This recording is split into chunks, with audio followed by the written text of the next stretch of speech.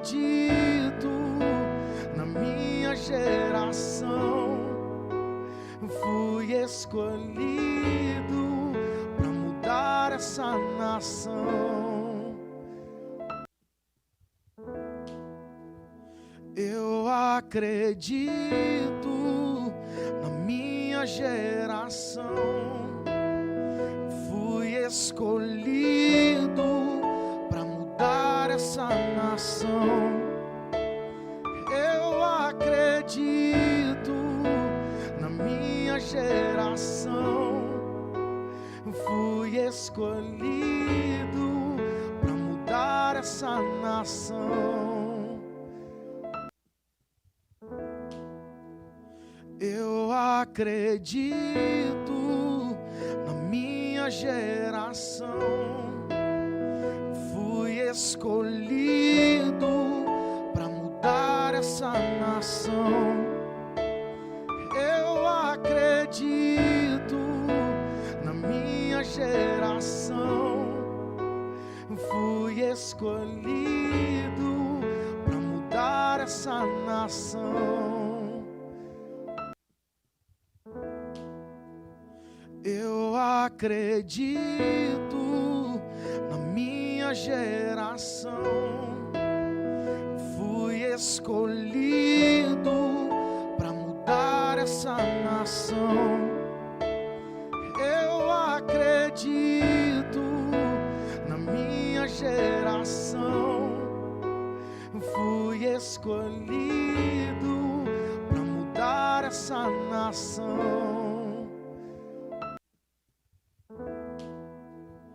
Eu acredito na minha geração. Fui escolhido para mudar essa nação. Eu acredito na minha geração. Fui escolhido para mudar essa nação. Eu acredito na minha geração. Fui escolhido para mudar essa nação. Eu acredito na minha geração. Fui escolhido para mudar essa nação. Eu acredito na minha geração. Fui escolhido para mudar essa nação. Eu acredito na minha geração. Fui escolhido para mudar essa nação. Eu acredito na minha geração. Fui escolhido para mudar essa nação. Eu acredito na minha geração. Fui escolhido para mudar essa nação. Eu acredito na minha geração. Fui escolhido para mudar essa nação. Eu acredito na minha geração. Fui escolhido para mudar essa nação.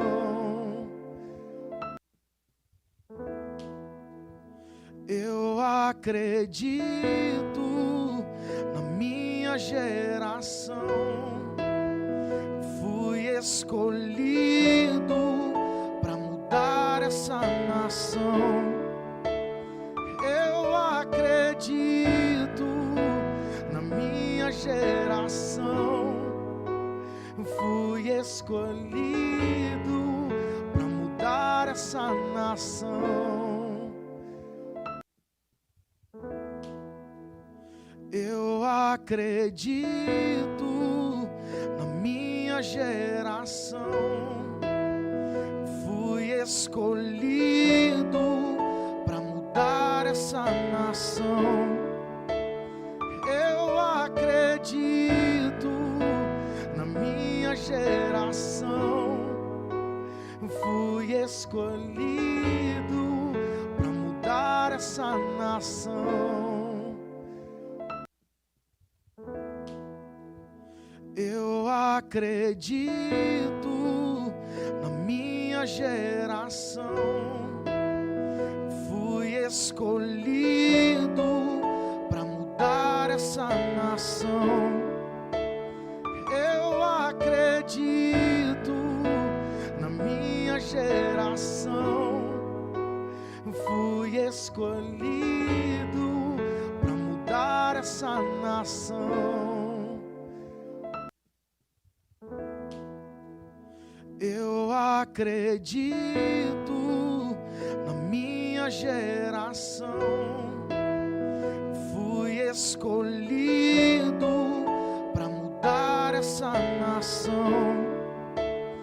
Eu acredito na minha geração. Fui escolhido para mudar essa nação.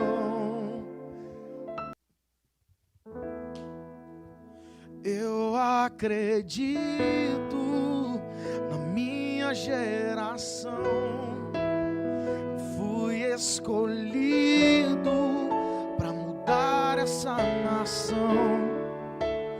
Eu acredito na minha geração.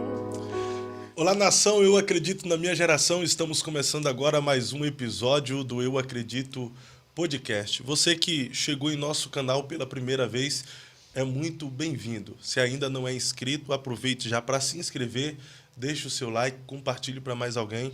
Assim fazendo, a plataforma vai entender que o nosso conteúdo é relevante e de fato é, e por si só vai recomendar para mais pessoas. Se você já é inscrito e semanalmente está participando conosco dessa programação, muito obrigado por sua audiência, por sua interação, e saiba que essa programação acontece por você, para você e para mais ninguém. Então, nos dá aquela força mais uma vez, deixando o like, compartilhando, para que assim o nosso trabalho alcance mais e mais pessoas. Todas as semanas temos aqui convidados especiais, hoje não é diferente, porque nessa mesa eu estou com uma convidada que tem uma vocação, um chamado, uma história incrível. E eu tenho certeza que ela vai compartilhar muitas das suas experiências conosco hoje aqui, que vai agregar valores em nossa vida e também trazer edificação espiritual para a nossa alma. Eu estou falando da missionária Ruth Benigno. Seja bem-vinda ao Eu Acredito Podcast. Obrigada, pastor Fábio. É uma honra estar aqui. Uma alegria ter você aqui nessa mesa. Benigno chama muito a atenção. Dificilmente encontra alguém com um sobrenome assim, né? Sim. Benigno. Será que existe também as Ruth Maligna? Com certeza. É o que mais tem. É o que mais tem? Sim. Ah, mas a senhora é oriunda de qual cidade? Sou natural de Imperatriz, no Maranhão. E hoje nós estamos residindo em Camboriú, em Santa Catarina. A senhora é esposa do... Pastor Christian Benigno. Que é teólogo. Sim, ele é professor de teologia, fez até o mestrado, fazendo um doutorado agora. Que maravilha. Então a senhora também é professora de teologia, né? Sim, eu sou bacharel em teologia pela Faculdade Internacional Cidade Viva.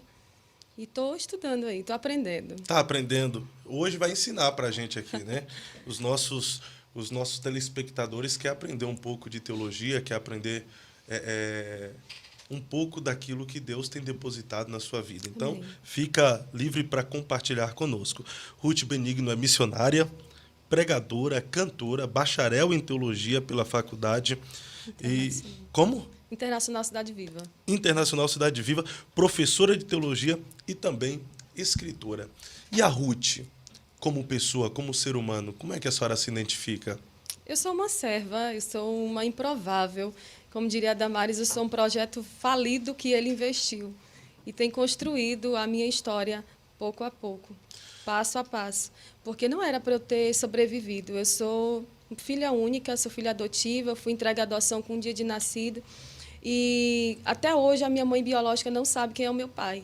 Ela, por troca de bebida, ela deitava-se com vários homens. Em troca de bebida, em troca de não só de um prazer carnal, mas também de satisfazer o vício que ela tinha em álcool. Na verdade, já tem até hoje. Em 2012 eu conheci ela.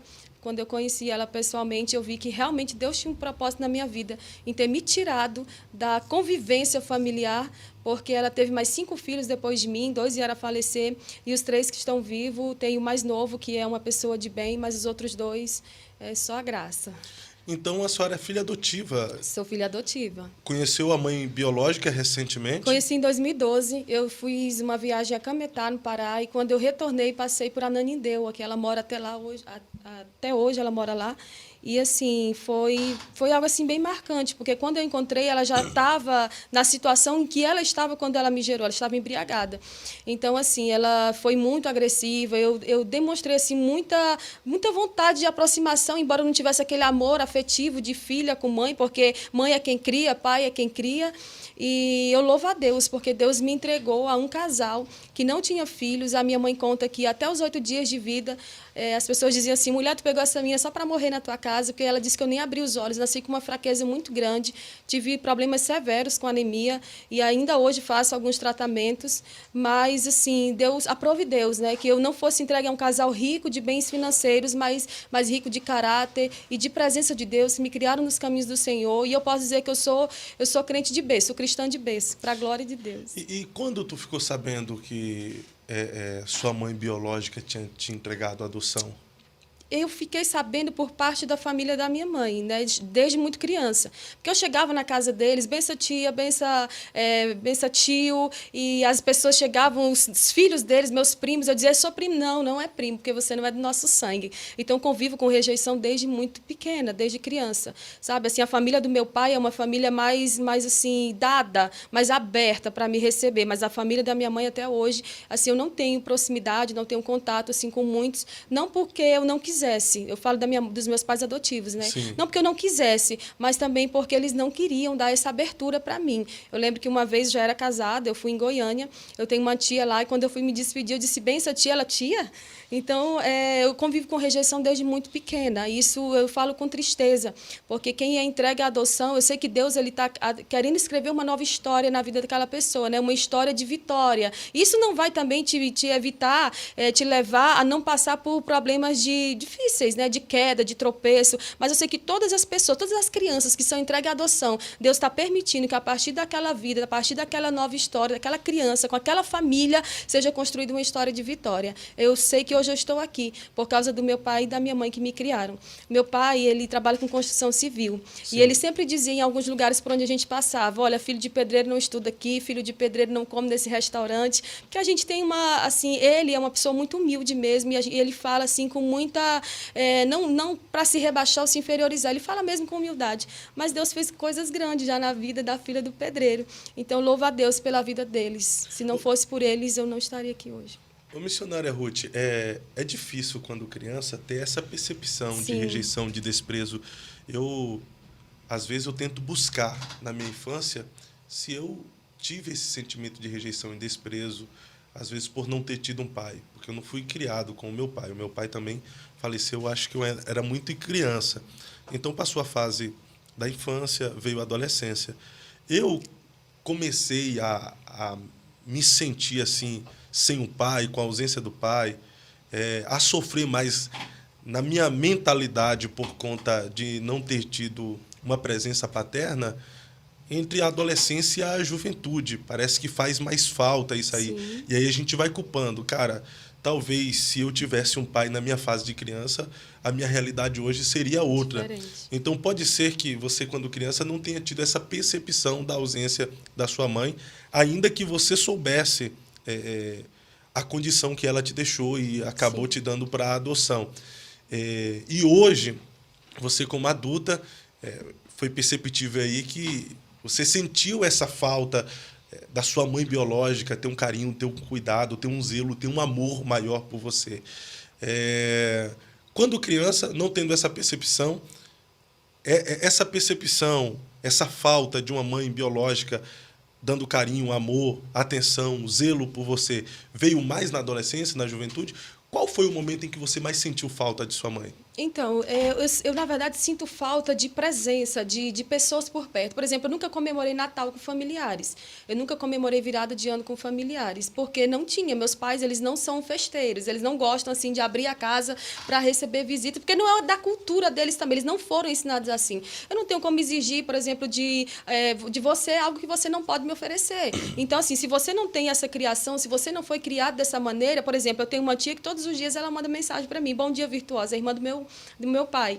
Mas, assim, fora ela, eu não tenho contato com os outros. Mas todas as vezes que eu vou na cidade do meu pai, na cidade de Natal, eu sou bem recebida pela família do meu pai. Eles fazem aqueles almoços em família, aquilo. Eu sempre senti saudade disso.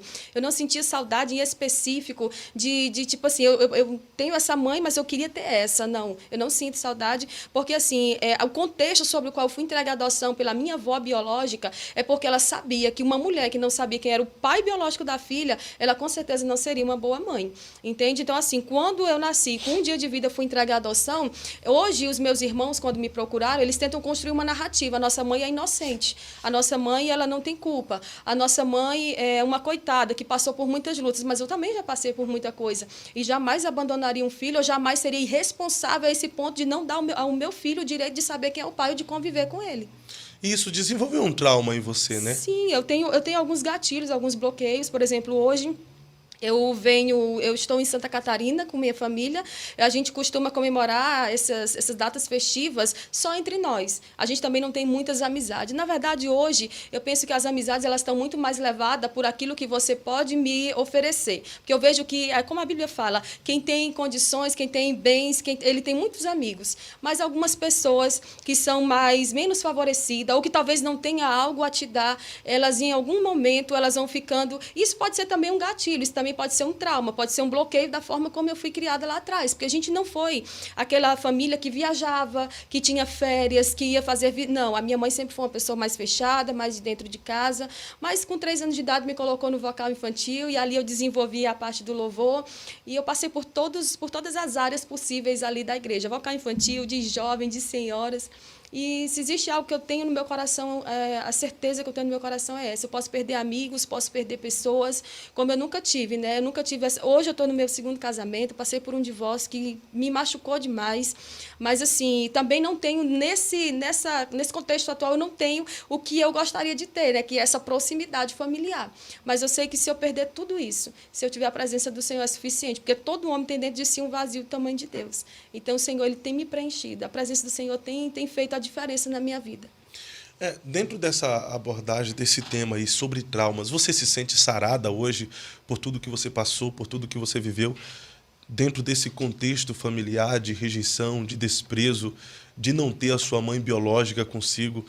Isso, querendo ou não, para uma criança que cresce assim, desenvolve um trauma. Você se sente sarada ou curada?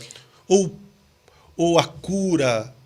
Ou ser sarado é um processo que é duradouro? É um processo. O Salomão vai dizer que a vereda do justo é como a luz da aurora, que vai brilhando mais e mais até ser dia perfeito. Então, cada dia o Senhor vai me sarando em algumas coisas. Algumas coisas vão se tornando menos relevantes. Algumas coisas eu vou conseguindo falar sem chorar, sem sentir dor. E diz que quando você consegue falar sobre algo que te feriu e não derrama lágrimas, é porque você foi sarado naquilo. Então, algumas coisas ainda me fazem chorar. Então, você não se sente totalmente sarada? Não, eu estou em processo.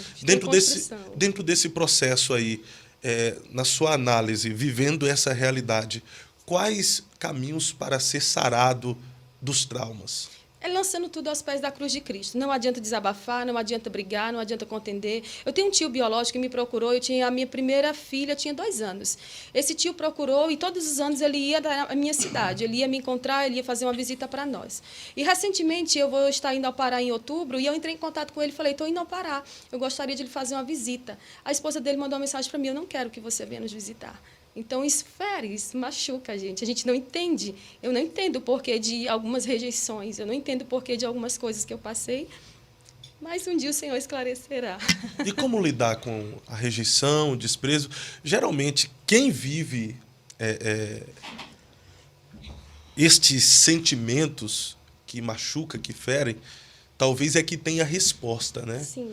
Eu perguntando para alguém como lidar com a rejeição, com o desprezo, para esse alguém que nunca viveu isso, talvez é difícil. Talvez não.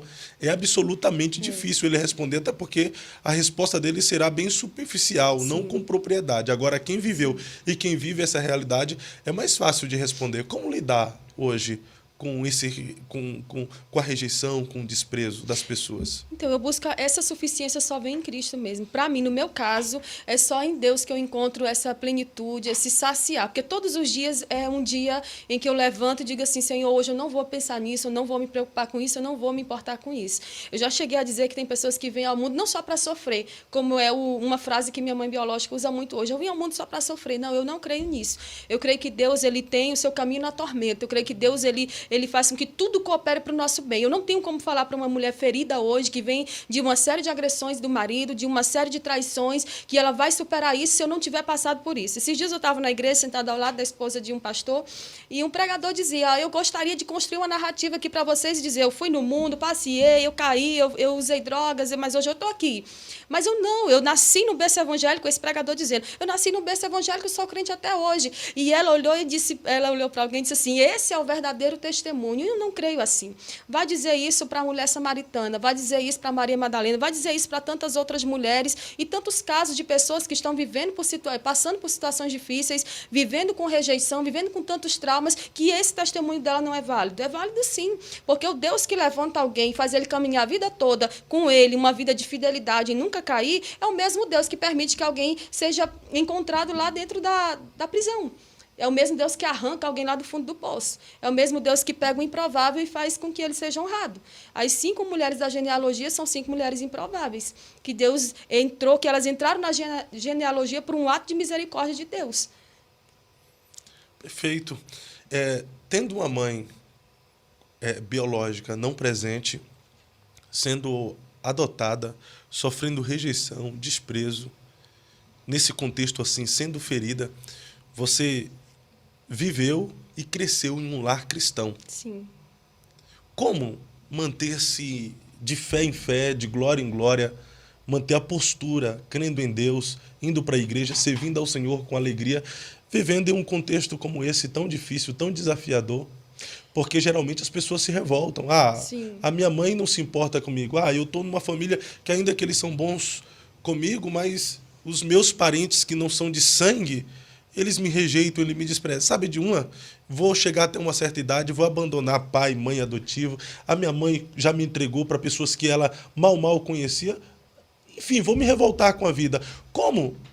Vivendo tantos esses desafios e ainda estar na igreja, servindo a Deus, mantendo-se com a sua fé intacta? Então, pastor, eu nunca deixei o espírito de autocomiseração tomar conta de mim. Eu já precisei de ajuda, eu já passei por situações assim extremas, eu já passei por muitas dificuldades, coisas que eu não compartilho com os meus pais, porque hoje eles já estão em idade, assim, já são idosos. Então, assim, eu não tenho coragem de chegar para desabafar algumas lutas, algumas guerras, algumas coisas que eu ouço, algumas rejeições que ainda hoje eu sofro. Mas também não vou usar isso, porque, assim, quem me feriram foram as pessoas, e as maiores feridas que eu passei foi dentro da igreja. Há 10 anos atrás, eu passei uma situação muito, assim, de uma exposição muito grande, em que a própria esposa do pastor, quando eu chegava na porta da igreja, ela dizia, vai para casa.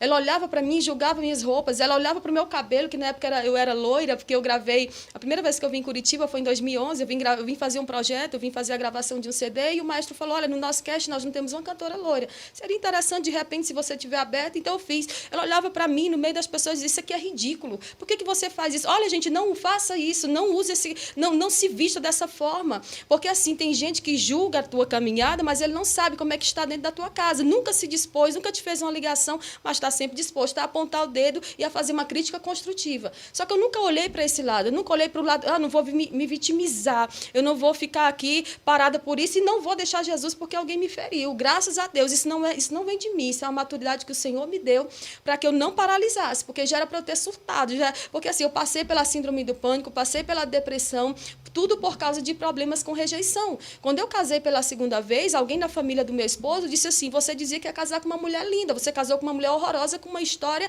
negativa. Então, aquilo desenvolveu mais gatilhos em mim. Uma pessoa que já vem de tantas situações e passa por mais uma, aí o que você faz? Você decide, ou você se afunda de vez, ou você se ergue, sacode a poeira e diz, Deus contigo vai ser um dia de cada vez. Porque nele a gente vai ter vitória completa e total. E o que você decidiu? Eu decidi ficar com ele. Eu decidi perseverar com o Senhor. Né? Porque hoje, se eu passar por uma outra situação de abandono, se eu passar por uma outra situação de rejeição, de traição, eu sei que com o Senhor eu vou chegar e vou superar e vou vencer. Hoje eu conversei com uma pessoa que está no 3º casamento. E eu disse para ela, essa suficiência que tu está procurando, tu só vai encontrar em Cristo. Porque não é o homem que vai preencher o espaço vazio. Claro, a gente é feito para relacionamentos. E eu sou uma pessoa muito aberta a relacionamentos. Só que todas as lutas que eu passei, teve um momento que eu passei situações que era só eu e Deus, não tinha ninguém para me defender. E o que fazer numa hora dessa? Você precisa criar uma força, uma resistência, né, para você enfrentar situações, para você enfrentar adversidades, e não é na força da tua língua ou do teu braço, mas você precisa se revestir disso para que você supere. Né? Porque nem sempre a gente tem a resposta para tudo, nem sempre você vai conseguir olhar para uma situação e dizer assim, não, eu vou descer ao nível dessa pessoa, porque é tudo que o adversário quer, que você desça ao nível. Mas eu creio que no Senhor eu vou deixar um legado, porque eu tenho 3 filhos hoje que olham para mim e dizem, mãe, a senhora é uma vencedora, mãe, a senhora fez o que talvez outra pessoa não faria. E tudo que eu tenho feito hoje, construído, é pensando nos meus filhos. Mesmo com esses desafios que você viveu na infância, na adolescência, tu cresceu em um lar cristão. Qual a importância de alguém hoje crescer num lar cristão? Total. Até para o desenvolvimento do caráter, para o desenvolvimento dos relacionamentos, para o desenvolvimento, porque hoje a gente sabe que quando os nossos filhos chegarem na faculdade, eles vão ser doutrinados, né, acerca de tudo aquilo que o mundo tem infiltrado ali. Porque tem gente que chega crente na faculdade e na faculdade desiste do Senhor. Então, assim, ter esse caráter cristão formado, e isso vale muito, já trago aqui para o lado do ensino. A gente precisa ensinar nossos filhos, nós precisamos ensinar nossas crianças para que eles tenham um caráter formado à luz da palavra. Porque se eles estiverem consolidados na palavra, na fé e no temor do Senhor, pode vir o que vier, o marxismo, o feminismo, pode vir o que vier, não vai conseguir destruir. Então, estar em um lar cristão, você acha que é importante para se prevenir no futuro, essencialmente os seus filhos, né? Sim. Até porque hoje as faculdades elas estão cheias de ideologias. Nós não temos professores, nós temos doutrinadores, né? Pessoas que... E outra coisa, isso aqui é bem importante salientar, que hoje não vale simplesmente uma boa educação. Você pode dar uma boa educação para os seus filhos, você pode ensinar os teus filhos o caminho do Senhor, você pode ser exemplo para os seus filhos, mas isso só não é o suficiente. É a base, é o importante. Agora nós temos que ensinar os nossos filhos o caminho de ter experiências com Deus. Sim. Porque a educação, ela pode ser substituída e ter uma reeducação. Aquilo que nós ensinamos de doutrina, essa doutrina pode ser desconstruída. E esses filhos, essas crianças, esses rapazes hoje, pode ser doutrinado de outra forma. Agora, a experiência com Deus ninguém tira. Talvez o que mais essa geração precisa hoje é disso, experiência com Deus. Nessa sua fase, diante desse contexto tão turbulento e conturbado que você viveu, você teve experiências com Deus? Sim, eu lembro que aos 13 anos, um pastor, ele foi foi no ano 2000, eu tinha 13 anos. Ele foi na minha igreja e, assim, um pastor que eu conheço, graças a Deus, ainda é vivo. E esse pastor, ele chamou todas as pessoas à frente para fazer uma oração final e ele liberou uma palavra sobre a minha vida. Ele diz, menina, eu te vejo, Deus te levando por muitos lugares. Fica na posição, porque Deus ele vai te exaltar, ele vai te honrar, ele vai te levar. Aquelas coisas nada todas que a gente ouve hoje, mas naquela época, pelo menos no meu contexto, eu não ouvia tanto. Na verdade, eu nunca tinha ouvido. E esses dias, conversando com uma jovem, porque, assim, todos os adolescentes da minha época, todos os jovens da minha época, eles passaram por situações e acabaram saindo dos caminhos do Senhor. As mulheres. Os homens, eu vejo que eles foram melhor ensinados, eles tiveram maiores experiências e hoje são pastores. Mas as meninas, umas já saíram, mudaram de ministério, outras afastaram do caminho do Senhor, outras entraram para o lesbianismo, e eu fico olhando assim, que de todas elas, graças a Deus, o Senhor me firmou, apesar de tudo o que eu passei, de todo desenrolar de quedas, porque eu não estou aqui hoje para construir a narrativa de que eu sou boazinha e eu passei por situações difíceis, não. Eu passei por situações difíceis, mas em muitos momentos eu falhei, eu contribuí para que algumas coisas acontecessem. Só que, graças a Deus, assim, as experiências que eu fui tendo com o Senhor ao longo do tempo, elas me deram essa solidez, e hoje eu não desisto de Jesus por nada. essas experiências com Deus nos dão sustentabilidade, Sim. né? Pode continuar, sabe?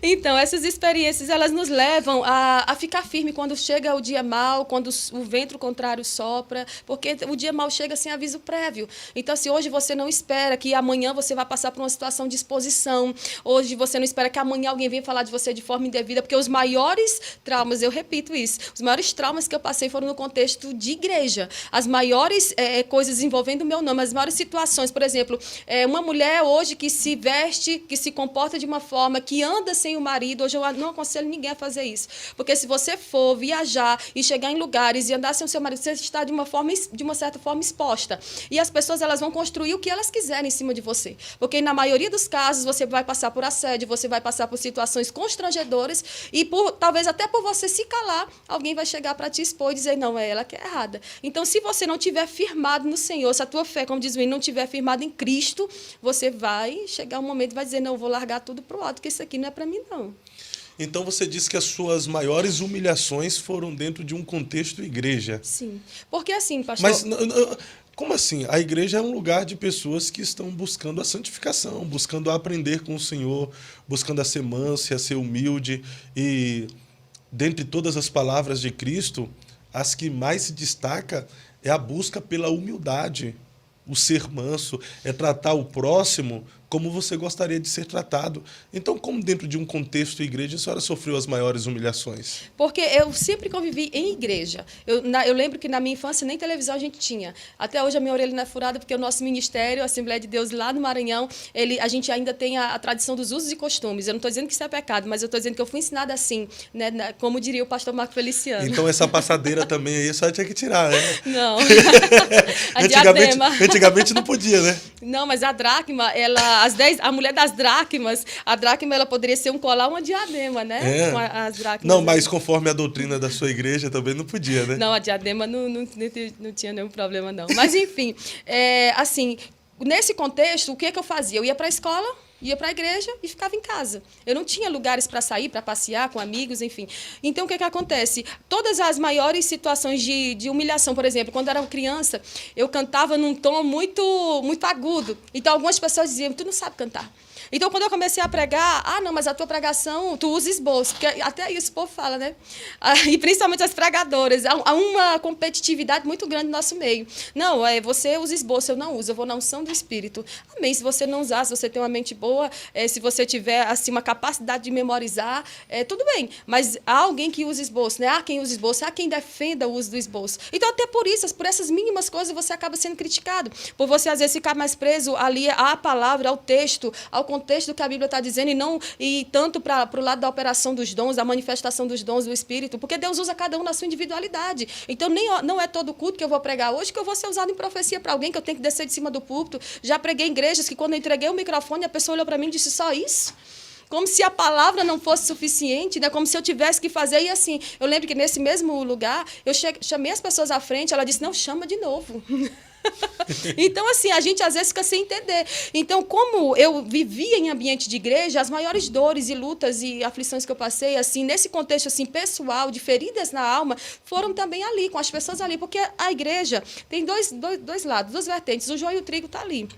E uma outra coisa, todo mundo que está ali, ele tem uma situação. Você não pode cobrar de mim que eu te ofereça algo que eu não posso te oferecer. Então, e vice-versa. Então, assim, essa pessoa está ali 10 anos servindo ao Senhor, mas nunca sequer leu a Bíblia toda. Então, assim, ela não conhece algumas coisas. E hoje está faltando ensino na nossa igreja. Eu louvo a Deus que hoje eu congrego numa igreja onde a escola dominical é um dos cultos que mais a igreja se enche, né? Porque tem igrejas que nem escola dominical mais tem. A minha igreja lá no Maranhão hoje não faz mais escola dominical. Veio para sexta-feira à noite. Se o pastor lá do Maranhão está assistindo. Não tem problema. E assim, e nesse contexto também há muitos benefícios, né, Fábio? Tipo assim, pastor, a gente vai colocar esse pastor aqui em detrimento do outro que se preparou melhor, porque esse aqui é filho do pastor, e filho de pastor não é pastor, mulher de pastor não é pastora. Interessante. Mas, missionário, eu não entendi. Quais humilhações assim que você já passou dentro de um contexto de igreja que se destacam, que te fez sofrer mesmo? Então, com relação à questão de levantamento de calúnias, eu tive muitas situações assim. Desde 2011, quando eu gravei, a primeira vez eu comecei a viajar, as pessoas começaram a dizer: essa moça está viajando sozinha, ela está aprontando. Essa moça está cantando os Gideões, alguma coisa ela está fazendo. Essa moça está indo para muito lugar. Como assim? Ela é daqui, ela é nossa. E outra, quando acontece uma situação, ainda que você esteja falando a verdade, em alguns casos você vai passar por errado. Lá no Maranhão a gente tem um ditado popular que diz que a corda só arrebenta do lado mais fraco. E embora eu nunca tenha parado e me prendido a essas coisas, eu sei que aconteceu muitas situações em que eu fiquei em desvantagem, sendo que eu não estava errada. Sim. E como lidar com isso? Tentar provar o contrário não resolve. Tentar se justificar também não resolve. Ir para as redes sociais também não resolve. O segredo para mim é entrar no quarto e falar para o Senhor, porque Ele vai julgar a nossa causa. E Ele justifica, né? Justifica. E a justificação do Senhor é melhor do que qualquer justiça humana. Sim. Já teve casos em que eu fui prejudicada e que as pessoas disseram processa. Já teve casos em que as pessoas olharam e disseram assim: olha, por causa de você essa situação está acontecendo e eu não tinha nada a ver com a história. Ou, na verdade, eu era vítima daquilo. Por exemplo, eu passei por situações de assédio em que eu não tinha culpa. E me colocaram assim, frente a frente com alguém, e eu dizia: Senhor, o que eu vou falar agora? E várias pessoas ali acusadoras. Porque, assim, o povo que está dentro da igreja, eles querem encher a igreja de gente lá de fora. Mas se alguém na igreja é pego em tropeço, eles matam, mandam para o inferno. Né? É bem contraditória essa questão, porque as pessoas não aceitam que crente também está sujeito a cair. A palavra do Senhor diz que quem está de pé, tome cuidado para não cair. E o que eu vejo acontecer no nosso contexto, principalmente no nosso contexto pentecostal, que é o lugar onde eu mais transito hoje, é assim: você julga alguém, amanhã você vai pagar um preço alto e isso vai acontecer talvez com quem você mais ama. Então a gente tem que tomar muito cuidado. Com o ferro que fere será ferido, né? Sim, e as sementes que a gente está plantando hoje, não se preocupe, você está plantando, você vai colher, e a colheita é maior que a plantação. E o que eu vejo nisso aí que você está falando é que tem muitas pessoas que eles não são misericordiosos com o erro alheio. Sim. E eu penso que os mais necessitados de misericórdia não são misericordiosos. Esses que não são misericordiosos, quando precisarem de misericórdia, eles não vão ter. Sim, até porque para cada colheita, para cada plantação opcional haverá uma colheita obrigatória. Tudo que eu planto hoje na tua vida, qualquer julgamento que eu faço, qualquer palavra indevida que eu falo a teu respeito, um dia eu vou estar diante de Deus para prestar contas. E aqui na terra também, a lei da semeadura, plantou, vai colher, ela é muito real. Eu vi já assim coisas terríveis acontecendo, eu já vi pessoas que perderam entes queridos, né? E as pessoas dizem assim, eu fico até às vezes assustada quando alguém levanta: Deus vai abater, Deus vai matar, Deus vai fazer justiça pela tua causa. Isso não só com relação a mim, mas com relação a tantas outras pessoas, porque eu sei que o Senhor julga, né? Ele é justo juiz, ele abate, ele levanta, ele prospera, ele faz conforme o querer dele, mas também tudo aquilo que a gente tem o livre-arbítrio de se posicionar para fazer, se a gente fizer de forma indevida, hoje eu creio mais do que nunca que a gente vai colher, porque assim, você demora tantos anos para construir um legado, mas para que ele se perca é no estalar de dedos. Para você construir é demorado, mas para desconstruir o que foi construído é só um errinho, né? É um erro. Missionária, o chamado, a vocação, ela é desafiadora. Todos Sim. aqueles que aceitaram o chamado de Deus, ele entrou em um campo de batalha, em um campo de guerra, onde ele tem que batalhar diariamente. E não tem duas opções. Quem foi chamado não tem duas opções. Ganhar ou perder, vencer ou ser derrotado. Ele tem que colocar em mente que só tem apenas uma opção: vencer, vencer e vencer. E na vida de um chamado sempre haverá rejeição, desprezo, descrédito. Isso num todo. Porém, eu penso que a mulher chamada por Deus dentro daquilo que nós chamamos ministério feminino, principalmente na área de pregação, na área do ensino, parece que é mais desafiador ainda para as mulheres. Hoje não. Hoje tem mais abertura, mais oportunidade para as mulheres falarem no púlpito. Mas antigamente as mulheres sofriam até que um preconceito machista, né? Não, a mulher não pode falar em público. O homem fala e a mulher se cala. Você já sofreu algo nesse sentido diante da sua carreira ministerial? Já sim. Ano passado eu fui pregar numa igreja e agora o pastor mudou e o líder da Noite da Vitória queria me convidar para voltar. E o pastor disse: não, mulher só prega para mulher. Então, assim, acontece. Né? Mas, assim, quando você sabe o que você carrega, quando você sabe que você está indo pelo caminho certo e que a Bíblia está respaldando aquilo que você está fazendo, você não fica paralisado por causa do que as pessoas estão dizendo. Mas, assim, e principalmente nesse contexto do Sul. Lá para o Norte e Nordeste, eu vejo com muito mais facilidade as mulheres desenvolvendo trabalho para o Senhor, trabalho relevante até. Mas aqui tem muito essa questão de fazer pequenos agrupamentos e nesses agrupamentos saem muitas falácias, sai muita confusão até. Então, por causa disso, algumas igrejas sérias, elas até mesmo que barram algumas coisas de acontecer, e isso é bom, até porque deixar que tudo aconteça, abrir demais também não é saudável. Quais são os maiores desafios do ministério feminino, principalmente na área da pregação? É o preparo, porque assim os homens eles são muito mais voltados ao estudo. Para cada turma de teologia que a gente dá aula, a gente vê tipo, tem 10 mulheres e tem 30 homens. Então as mulheres sempre estão em um número inferior. Quando eu vou ministrar para as mulheres, eu pergunto, quantas vezes você leu a Bíblia? Uma, duas levanta a mão dizendo que leu toda a palavra. E assim, são mulheres de ministério, são mulheres líderes, são pastoras. Então assim, a gente vê que a mulher precisa também se preparar. Porque se eu almejo estar numa posição, se eu almejo levar adiante aquele chamado que Deus me deu, até porque Ele me deu um talento, Ele vai querer que eu devolva a Ele de forma melhorada. Então, para isso, eu preciso estudar, eu preciso me aperfeiçoar. Então, hoje eu olho para a Helena Raquel como uma referência para essa geração. A Helena é sua referência? Sim, como mulher, sim.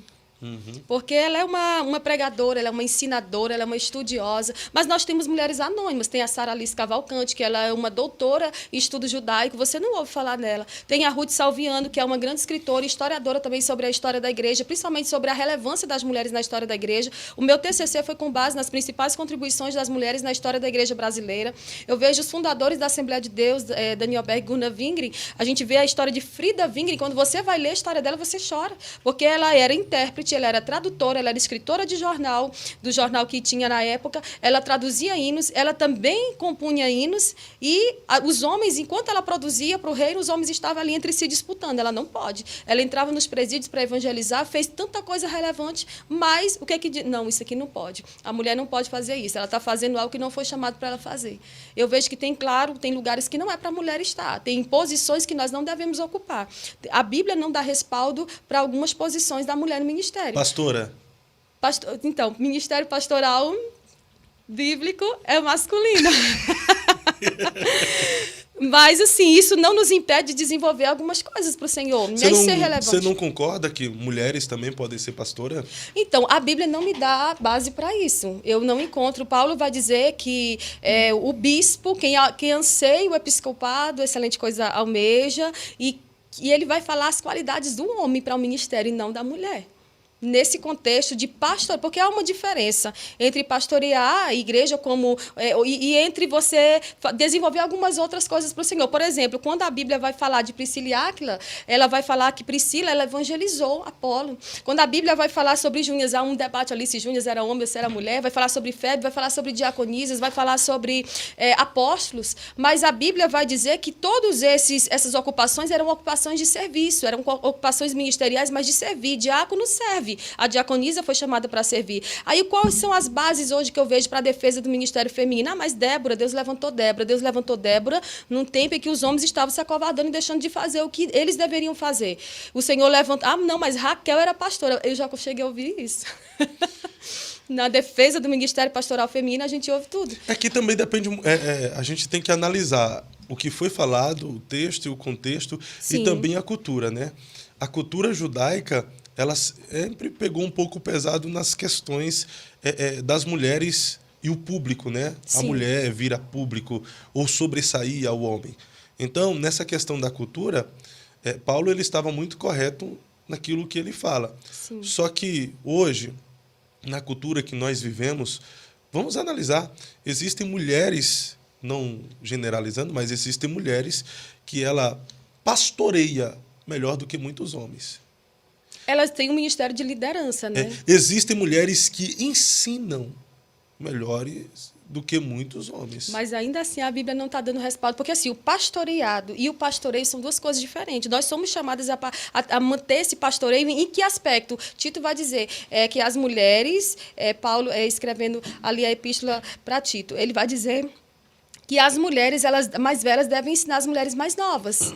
Né? Então, assim, eu penso que esse ensino, eu penso que esse direcionamento, ele é chamado, ele é algo que todas nós devemos exercer. Jesus entrega a grande comissão para quê? Para homens e mulheres executar, e de pregar. Mas, assim, essa cabeça, o Senhor colocou... Quem é o cabeça na sua casa? Não, lá sou eu, né? Então, e sempre a última palavra. Então... Vem lavar a louça, tô indo. Tô indo. Mas, no caso, então, você manda em casa e a mulher vai pastorear a igreja e lá na igreja ela é autoridade sobre você. É correto? Não, não é. Uma outra coisa... Não é correto, mas você sabe que... Só para polemizar um pouco, você sabe que muitas vezes quem manda na igreja... É a esposa do pastor. É a esposa do pastor, né? Você sabe disso, né? Mas você pode analisar que em alguns lugares onde não há esse consentimento, onde a mulher manda, são lugares em que o reino não prospera da forma como deveria. Porque assim, a gente não pode fugir do que a Bíblia fala. Eu estou tentando defender a sua classe aqui, as feministas vão te pegar. Não tá tem cheio problema. de feminista cristã, tá não? Demais. Mas conclui a sua fala ali. Então, nessa questão do pastorado, o Senhor chamou pastores, o Senhor chamou mestres. Eu fiz umas anotações para não esquecer as referências. 1 Timóteo, capítulo 2, a partir do versículo 11, Paulo vai proibir a mulher de exercer autoridade sobre um homem. E lá no capítulo 3, ele vai dizer como deve ser o pastor. Então, assim, qual é a ordem, qual é a base para que a mulher não exerça o pastoreio, para que a mulher não esteja à frente de um trabalho? Eu já vi mulheres na frente de igrejas extremamente sobrecarregadas, enquanto isso os maridos estão trabalhando com outras coisas seculares e elas estão doentes, estão sobrecarregadas porque estão executando um chamado que não foi feito, designado, voltado para elas. A gente não precisa estar disputando posições, porque hoje a briga maior em torno disso. A briga maior é o que Paulo falou, qual foi o gênero em que Paulo falou, qual foi o contexto que Paulo... Não, isso aqui era cultural. Não era cultural. É válido para os nossos dias e eu defendo a mulher no púlpito como pregadora, como ensinadora, como professora de teologia. Eu vejo que durante a história da igreja, muitas mulheres desenvolveram papéis assim de extrema importância, mas a Bíblia não me dá base hoje para defender que a mulher vá lá e pastoreie uma igreja, porque assim, eu também já vi casos de mulheres, e eu não trago tudo isso porque as mulheres defendem o pastoreio feminino com base nas suas experiências próprias, porque Deus me diz. Mas nesse Deus me disse hoje também, tem um monte de pastor que briga com o outro e diz, Deus mandou ir lá e abrir uma igreja. E aí tá assim, ó, cheio de igrejas novas, cheio de ministérios novos se abrindo, e o pastor é fruto de divisão. Né? Porque Deus me disse. Não, o que é válido não são nossas experiências pessoais. O que é válido é o que a Bíblia fala. Se a Bíblia manda, eu faço. Se a Bíblia não manda, eu fico quieta. Então, assim, no que eu estou estudando até hoje, porque tem muita briga, né? Jesus já volta antes ou depois da grande tribulação? Qual que é a tua vertente? O batismo, ele é sobre imersão, é sobre aspersão. Então, assim, tem discussões em todas as áreas. Eu acho que é melhor a gente não entrar em contendas assim. Eu não falo assim no contexto de debater. Eu falo no contexto de ficar polemizando isso e trazendo isso em pauta, porque tem tanta coisa boa, né, para ser abordada. As mulheres podem brigar por tantas causas e defender tantas causas, aí elas ficam brigando. Não, o Ministério Pastoral Feminino é válido. O Ministério Pastoral Feminino é para os nossos dias. E eu não vejo base bíblica para isso hoje. Como você falou aí, e falou com muita propriedade, às vezes a gente fica discutindo por coisas que não vai nos levar a lugar nenhum e nem vai nos levar a uma conclusão solidificada, né? Mas assim, eu penso que tem muitas mulheres exercendo hoje o ministério pastoral e estão exercendo com excelência. São mulheres de Deus, cheios do Espírito Santo, que estão apacentando um grupo do rebanho do Senhor. E essas mulheres, elas se destacam. Eu posso citar algumas aqui, como, por exemplo, a própria pastora Helena Raquel. Ela pastoreia juntamente com o esposo dela. A pastora Naira Pedrini, pensa numa mulher cheia de Deus, que pastoreia uma baita de uma igreja também, lá no Rio. E tem tantas outras mulheres pastoras aí que sobressaem pelo dom, pelo talento, pela vocação, pelo chamado, pelo ministério, por aquilo que Deus depositou na vida dela, pela dedicação que ela faz para estudar, estratégia, colocando em prática. Existem mulheres aguerridas e guerreiras que estão desenvolvendo um excelente trabalho no reino de Deus, que eu, por consideração, a chamo sim de pastora. Por exemplo, eu vi gente falando há um tempo atrás que nem por consideração você deve chamar uma mulher de pastora, porque ela é esposa do pastor. Imagina. É porque eles usam como base aquilo. A mulher do médico não pode ser chamada de médica. A mulher do pastor também não pode ser chamada de pastor. Eu penso que a mulher do pastor tem que ter nome. Ela deve ser honrada por aquilo que ela está fazendo. Mas no contexto bíblico, no contexto de cristianismo que nós vivemos, a mulher é uma auxiliadora do marido. Mas se ela auxilia o pastor a pastorear, ela não é uma pastora também? Ela é uma serva. Não pode ser pastora? A esposa do pastor Zilmar, ela diz, eu sou uma serva. Sempre que alguém chama ela de pastora Marinês, missionária, ela diz, eu sou apenas uma serva. Eu penso que essa guerra por títulos, ela vai mais nos deixar frustradas em algumas áreas do que nos favorecer. Porque eu fico brigando por algo que nunca vai se chegar a um denominador comum. Por exemplo, a pastora Helena Raquel, como você disse, ela é pastora ao lado do marido, mas o pastor presidente do ministério é o esposo dela. Inclusive, foi passado agora, acho que no sábado, ele foi consagrado, né, e recebeu ali definitivamente o cargo, né, a função de pastor-presidente do ministério. Então é isso, eu penso que não há necessidade de brigar por essas coisas, mas biblicamente eu não vejo defesa para o ministério pastoral, porque tudo que você falou foi com base em experiências próprias, em experiências pessoais, porque está dando certo com fulano. Tem tanta coisa que dá certo que Deus na prova. Mas nessa questão que envolve o reino de Deus, ganhando vidas para Jesus e apacentando, isso aqui não envolve nem a questão da aprovação de Deus. Envolve o ID, né? Sim, mas por todo mundo. Mas pode falar, pastora Ruth. Eu posso.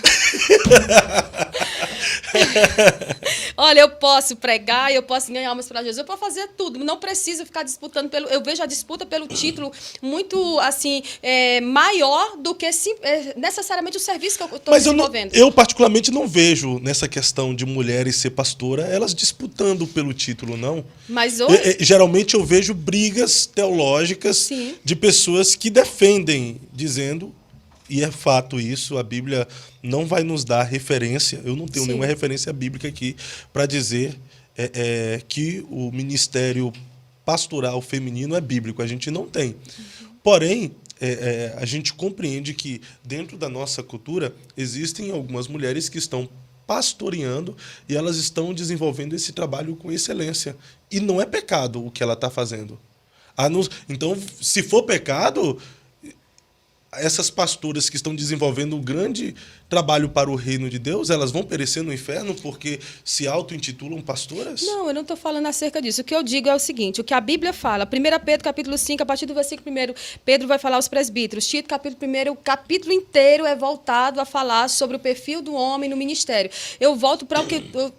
O meu foco aqui é a palavra. A Bíblia não tem nenhum respaldo, a Bíblia não respalda o ministério pastoral feminino, entende? Então, assim, eu posso pregar, eu posso ganhar almas para Jesus, eu posso evangelizar, eu posso fazer várias coisas, mas pastorear uma igreja, estar como cabeça de uma igreja, o Senhor deu essa função a homens e não a mulheres.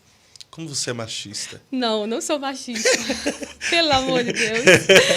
Eita Deus. Não, mas na verdade, assim, depois a gente vê o feminismo entrando dentro da igreja. Depois disso, a gente vê também essa defesa, essa briga, essa disputa pela posição da mulher, pela honra que a mulher precisa receber, o título. Não, querida, a gente pode trabalhar para o Senhor a vida toda sem receber esse mérito, sem receber, porque lá no céu que nós vamos receber o nosso galardão. Então, se eu recebo aqui, se eu recebo todos os títulos, todas as honrarias possíveis, para que essa disputa? Se o que eu estou fazendo para o Senhor é relevante, se o que eu estou fazendo é de coração, né, eu estou fazendo para Ele, então é dele que eu vou receber a recompensa. E qual é o erro de uma mulher receber o título de pastora se ela está pastoreando? Na verdade, o erro é que a Bíblia não está respaldando o ministério pastoral feminino.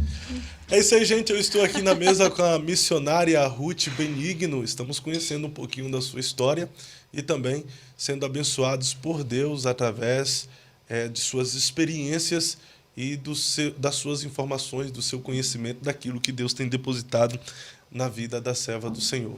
Ô, pastora, missionária Ruth. Mas, gente... A senhora disse que passou por um divórcio e está Sim. no novo casamento. Esse tema também é bastante polêmico dentro da comunidade de fé. E a senhora expôs aqui na mesa, até sem necessidade, mas, enfim. A questão do divórcio e do novo casamento, ela gera muita polêmica no nosso contexto. Que a pessoa que se divorciou não pode casar novamente ou que a pessoa não pode se divorciar. Até que ponto o ser humano, às vezes, pode aguentar um casamento infeliz por seguir a lei bíblica, a ordenança bíblica? repúdio e divórcio são duas coisas diferentes, né? Antigamente, os homens repudiavam suas esposas, mas não davam a elas carta de divórcio. Então, o que Jesus ali ele diz? Se você for repudiar sua esposa, dê a ela a carta de divórcio. Do contrário, se a repudiada casar, ela vai estar cometendo adultério, e quem casar com ela também. Mas, assim, no contexto... Porque, assim, hoje também está banalizado demais, né? Todo mundo, por incompatibilidade, vou casar de novo, vou divorciar e vou casar novamente. Aí não há respaldo para isso. O respaldo para um novo casamento é defendido pelos cristãos em todas as denominações possíveis, é a traição, é o abandono, é a agressão também, em alguns casos. Mas, fora isso, não há respaldo para um novo casamento. Você pode divorciar e viver para o Senhor.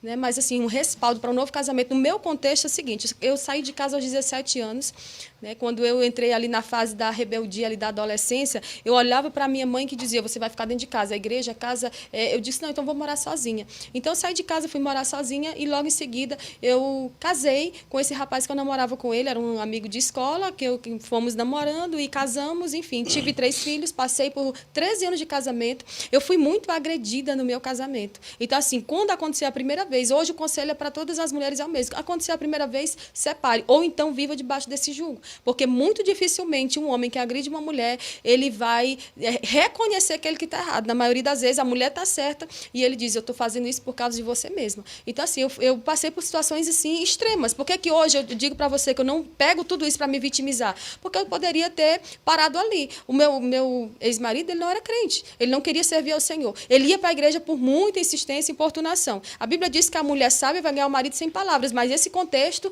também tem muitas mulheres que eu conheço até hoje, com 20, 30 anos de casamento, que nunca conseguiram ganhar seus maridos para o Senhor. O que eu digo a elas? Persevere. Mas há casos extremos em que não dá para perseverar. Se você é humilhado, traído, agredido, eu creio que Deus não quer isso para a sua vida. E a agressão e a traição, elas te dão respaldo para contrair. A parte ofendida, ela pode casar novamente. Sim, aí você casou novamente com o pastor Christian, né? Então, assim, eu passei por esse divórcio no começo de 2018 e casei novamente. Estou há 5 anos casada com o Christian. Ele não tinha sido casado, não tinha filhos. Enfim, é uma situação que eu sei que polemiza hoje muito. As pessoas olham. E nesse caso aí, o Paulo vai dizer que o obreiro deve ser marido de uma só mulher. Então, venhamos e convenhamos também, né? Hoje, para exercer o cargo de pastora, eu não estaria apta para isso, porque eu estou num segundo casamento. Então, assim, tem pastores aí que separou, casa, está ali, abre uma igreja e vai e está tudo certo para ele. Então, assim, hoje eu fico com o que a Bíblia diz. Por exemplo, teve uma situação que aconteceu comigo em que eu fui bastante exposta. O que aconteceu? Eu fui lá e confessei. Quem confessa e deixa alcança misericórdia. Se eu estou errada, eu sou a primeira a dizer. E qual é hoje eu me norteio, eu me baseio pelo quê? Pelo que a Bíblia diz. A gente precisa ser radical nessas coisas. É por não ser radical com algumas coisas que hoje o feminismo, o homossexualismo está ali. O cantor está ali, é uma bênção, é compositor, vai ali, você paga para ele ir lá na igreja, daqui a 2 meses ele diz assim, olha, agora eu sou homossexual e tal, eu estava cantando, eu estava usando drogas, eu estava num relacionamento homoafetivo e estou deixando o gospel. É por isso, é por a gente não ser radical com algumas coisas. Jesus foi radical quando foi necessário. Jesus, ele falou, ele pregou a verdade. É por isso que, por exemplo, João Batista, ele falava a verdade, chamava o povo de raça de víbora. E ainda assim o povo era convencido pelo que ele falava. Porque assim, se eu passei por uma situação de divórcio, se eu passei por uma situação de agressão, hoje eu tenho respaldo para dizer para mulheres, se você está vivendo essa vida, você está decidindo viver assim, porque muito provavelmente essa pessoa não vai mudar. E o chat, o pessoal estão descendo? Não. Amém. Pode continuar. Então, pastor, é isso. Eu não vejo respaldo para uma pessoa que está há 10 anos sendo agredida e a pessoa não reconhece que precisa de mudança. Não, eu vou continuar aqui porque... Deus não quer que você viva debaixo de um jugo como esse. Deus não nos criou para isso. Então, assim, a minha mãe adotiva, ela me batia. Mas as agressões que eu sofri no meu primeiro casamento eram piores. E hoje eu passo por situações de verbais, né? Por situações de as pessoas me julgarem pelo que aconteceu lá no passado. Hoje eu não julgo a caminhada de ninguém, porque eu não sei o que ninguém está passando. Dentro de 4 paredes, quem conhece você, quem conhece a mim, quem está em casa é o Senhor. Então, assim, é muito fácil hoje eu julgar alguém que está decidindo viver sendo traído. Eu tenho uma amiga que ela viveu 22 anos debaixo de um casamento como esse. Era agredida, era traída, e as pessoas olhavam, chegavam na casa dela, faziam campanha, profetizavam que Deus vai fazer desse homem um obreiro, tu vai entrar dentro da igreja com ele vai contar o testemunho, e eu dizia para ela, não vai. E o povo dizia, não ouça ela, porque ela não é espiritual. Mas o que aconteceu? aconteceu? Ele saiu e foi morar com um traficante. Meu E hoje Deus. ela casou novamente e ela está vivendo bem. Por quê? Porque tem muita gente profetizando coisa indevida que Deus nunca falou. Tem um monte de pastor querendo levar as ovelhas a um Salvador que ele nunca conheceu. Então, assim, é por isso que hoje a gente vê essas coisas. As igrejas aí que estão cheias de profetas, porque tem profeta verdadeiro, mas também tem o que se intitula profeta. Tem os falsos. E tem aqueles aplicativos de internet que a pessoa vai lá, pega a Também. placa do carro, consulta tudo e vai lá e fala o nome da pessoa e tudo mais. Eu tenho uma Vai amiga lá aqui no em Curitiba. Facebook das irmãs e vê as irmãs colocando se sentindo sozinha. Aí o profeta vê, nossa, mas a irmã é casada. Aí já abola uma profecia, né? Então, eu tenho uma amiga aqui em Curitiba que ela disse, eu fui numa igreja, o profeta revelou até o nome do meu esposo. E aí, assim, eu fico olhando que nesses contextos tem muita gente sendo levada. Tem muita gente sendo levada por pastoras, como uma pastora que tem no Nordeste, que fez não sei quantas mil tatuagens, diz, todas as tatuagens que eu fiz foi depois que eu vim para Cristo. Foi depois que eu me converti. E tá aí arrebanhando milhares de pessoas. Por quê? Porque ela profetiza o que os influencers famosos que Quem eu é a vi. Rayala Pavim? Não. Não. Seus advogados estão aí? Não, é mais para cima. Então, assim, o que esperar disso? O que esperar de uma geração que se deixa ser levada por profecia, mas que não conhece a palavra e não se baseia e se norteia por ela? Eu tenho que usar a palavra como respaldo para mim, para dizer para alguém hoje, para olhar para essa pessoa e dizer, o Senhor, ele muda situações trágicas, ele transforma maldição em bênção se você se posicionar.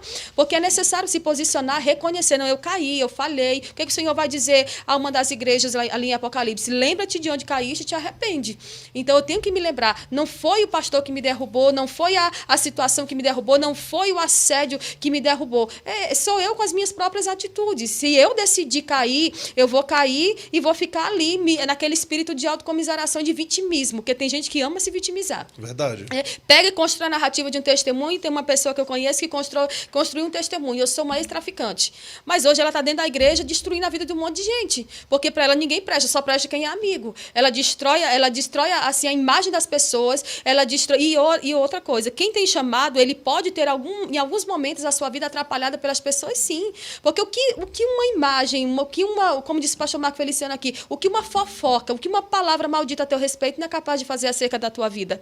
Eu já sofri com situações de assédio, por exemplo, trazendo agora para a questão do assédio, que eu fiz de tudo para me calar. Eu fiz de tudo para não levar o negócio para frente. Só que um abismo chama outro. E se você insiste no erro por muito tempo, lá na frente você vai ser pego. E que a pessoa descobria que o marido estava me assediando. E não quis saber por que de eu não estar me deixando levar. Ela só queria saber que você se calou, você errou. Mas por que eu me calei? Para não gerar um escândalo. Por que eu me calei? Para que as pessoas não soubessem que aquela pessoa tão admirada na igreja era, na verdade, um assediador que estava mandando fotos indecentes. Entende? E quando veio a situação à tona, a pessoa se voltou contra mim. E ainda usou meu nome de forma indevida. Olha, essa pessoa estava querendo meu marido. Imagina isso. Não é fácil você passar por tudo isso e ficar firme. Não é fácil. Então, por isso, hoje eu sou radical. Eu sou radical com meus filhos. Meus filhos ficarem no celular e chegar ao final do dia e eles não tiverem lido a Bíblia, eu digo a eles, amanhã vocês passam o dia sem celular. Porque vocês precisam alimentar o corpo e a alma. Vocês foram criados na igreja. Então, como é que eu vou pregar lá fora se eu não tenho respaldo dentro da minha casa? Como é que eu vou ensinar mulheres sendo que a minha casa é uma bagunça? Falando sobre a questão do divórcio, dentro do contexto igreja, a pessoa divorciada sofre bastante preconceito? Você já sofreu? Demais. Por exemplo, quando a gente chegou no Goiás, nós saímos do Maranhão e fomos para o Goiás. Meu esposo foi trabalhar numa convenção, foi trabalhar para um ministério específico. Começou a pandemia e eu sempre observando a rejeição da esposa do pastor para comigo. Quando começou a pandemia, o pastor chamou minha esposa e disse, não tem como eu continuar com você aqui. Porque a minha esposa ela não gostou ali do perfil da sua esposa, pelo fato também da sua esposa ter passado por um divórcio, por uma situação assim que ela não está apta a ensinar mulheres. Porque para algumas pessoas só está apta a ensinar sobre algo quem nunca passou por aquilo. E eu acho que as pessoas que estão mais prontas para falar sobre pecado é aquelas pessoas que já pecaram. É aquelas pessoas que já caíram, já foram no fundo do poço e Deus levantou elas de lá. Então, assim, como você reage diante de uma situação como essa? Eu poderia ter ido falar várias coisas, eu fiquei em silêncio, porque eu tenho aprendido com Deus que no silêncio a gente vence e supera e Deus faz coisas que a gente nem espera. Porque o Senhor consegue ouvir coisas que eu não ouço. O Senhor sabe o que é falado a meu respeito. Por exemplo, tem pessoas que não entendem o fato de eu estar há 2 anos numa cidade e Deus tem me levantado, me levado em alguns lugares. E eu fico em silêncio. Permaneço em silêncio. Diz alguém por aí que calado vence, né? Então, assim, eu vou continuar em silêncio.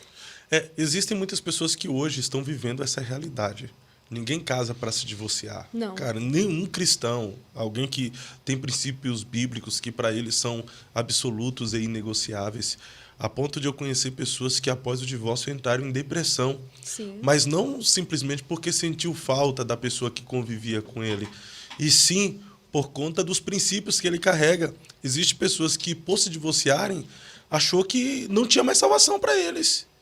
A consciência, dentro da crença que ele tem, que não podia se divorciar, não podia se divorciar, não podia se divorciar. E aí, quando aconteceu com ele, ele falou, cara, estou no inferno, o que vai me adiantar agora servir a Deus?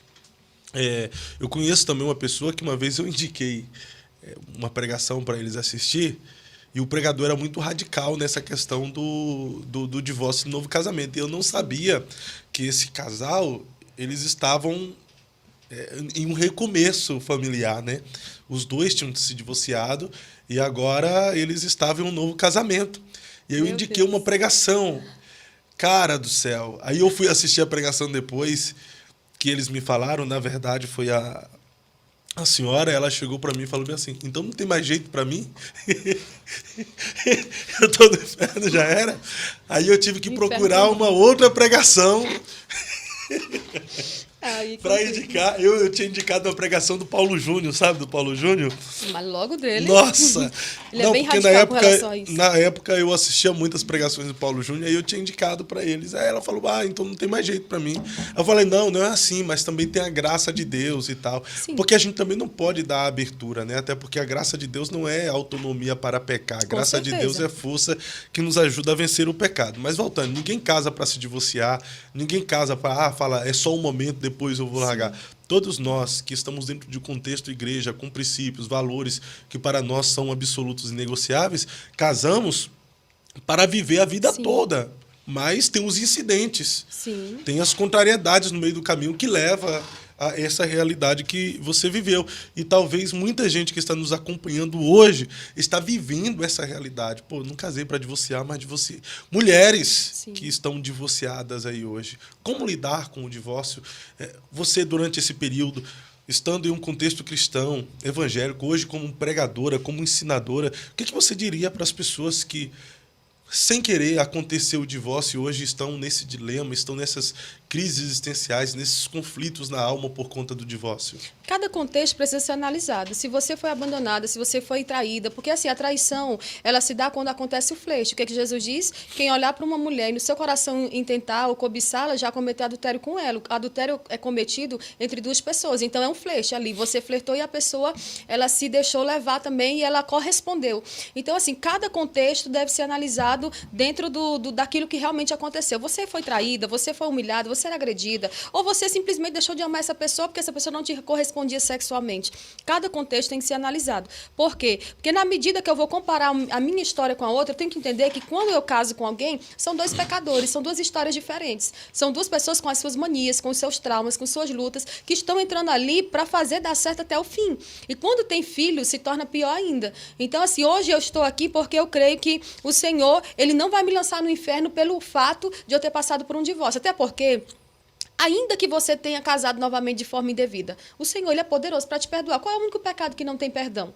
É a blasfêmia. Então, assim, você entrou num contexto de um novo casamento. Aquele novo casamento foi constituído de forma indevida, mas você casou, oficializou, deixou de ser um adultério, ele não é um adultério. Arrependido pelo pecado que cometeu. Sim, é necessário haver o arrependimento, né? Então, assim, Senhor, me casei novamente, não me casei de forma devida. Agora, eu não vou dizer para que a pessoa que largou o marido para ficar com a pessoa e a outra largou a esposa para ficar ambos juntos, eles vão pagar um preço, sim, eles precisam se arrepender de verdade, e nessa questão é só o Espírito Santo que pode dizer se está ou não arrependido de verdade, para que ele possa seguir em frente e deixar o passado para trás. A gente não pode viver de passado, a gente precisa ressignificar a nossa história, assim como eu venho fazendo. Eu tenho 36 anos hoje.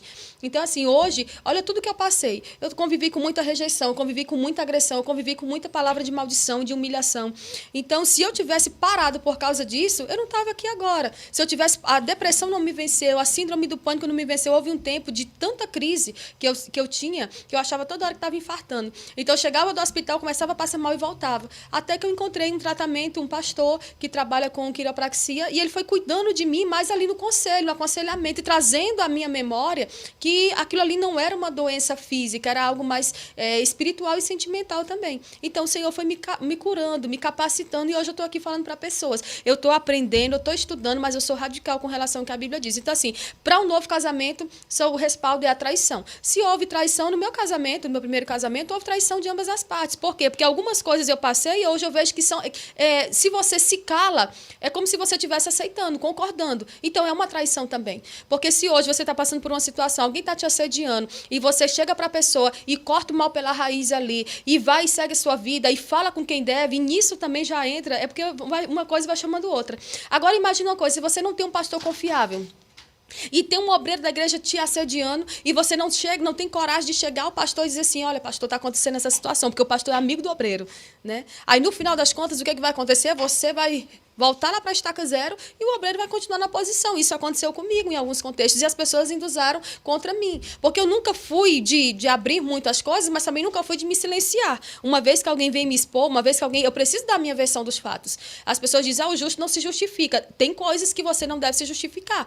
Mas uma coisa que compromete a tua índole e teu caráter, você precisa ir e falar a sua verdade. Em determinado momento, Paulo vai se justificar. Num determinado momento, o Senhor, ele chega para os fariseus e diz, não é bem assim. Então, também eu acredito que, num determinado momento, a gente precisa chegar e dizer, não foi assim que aconteceu. Ainda que a tua versão não seja pelas pessoas comprar. As pessoas não comprem a tua versão. As pessoas não apoiam, não aprovem, digam, não, é você que está errado. Mas o Senhor sabe de todas as coisas.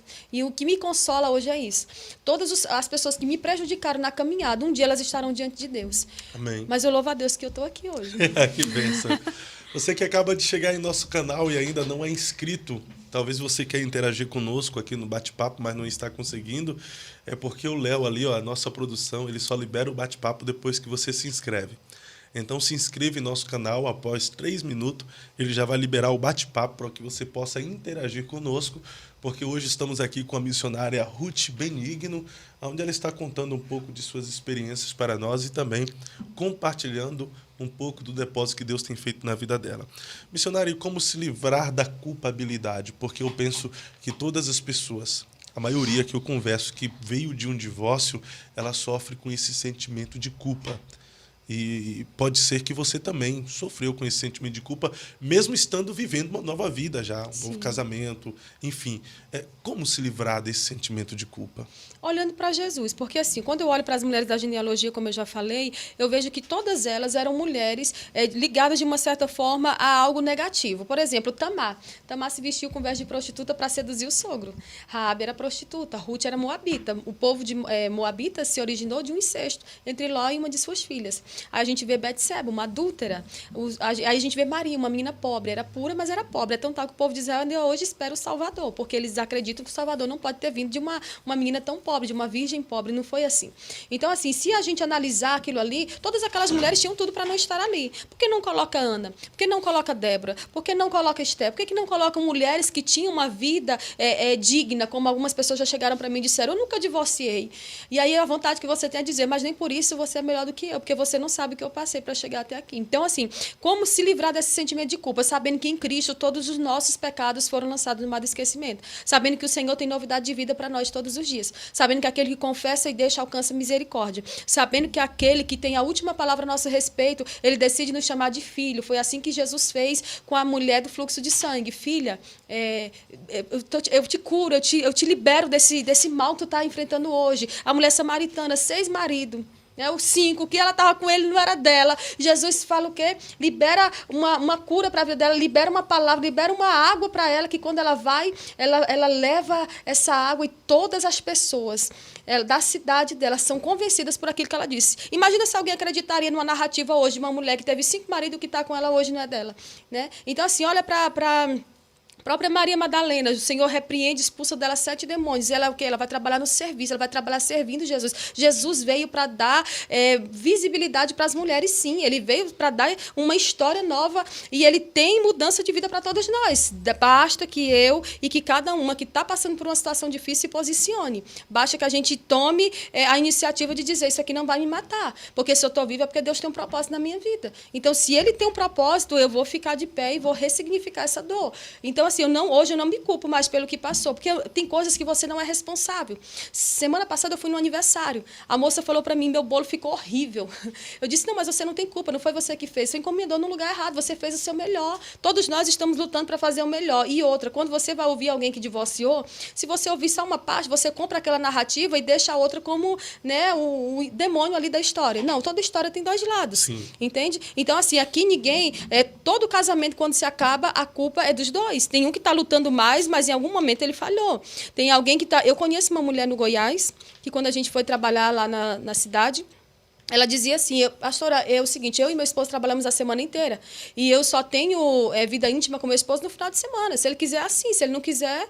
E antes que a gente saísse daquela região, o esposo tinha caído em adultério e tinha engravidado uma outra pessoa. Por quê? Porque há necessidade de andar em acordo. Andarão dois juntos se não tiver acordo? Tem que ter um consentimento aí nesse negócio. Verdade. Não pode ser assim, não, se quiser, bem. Eu conheço uma esposa de pastor... Pode mesmo. Olha, já pensou? Participei de uma convenção em que uma esposa de pastor ao lado da filha, numa mesa como estamos aqui, ela chegou para uma irmã e falou, lá em casa o almoço eu faço do meu jeito. Se meu marido quiser comer, ele come. Se não quiser, que ele vá para um restaurante, na frente da filha. Que geração eu estou influenciando? Qual é o legado que eu estou deixando para os meus filhos? Né? E principalmente nessa questão da honra, da submissão ao marido. Porque as mulheres hoje estão querendo empoderar as filhas de maneira errada.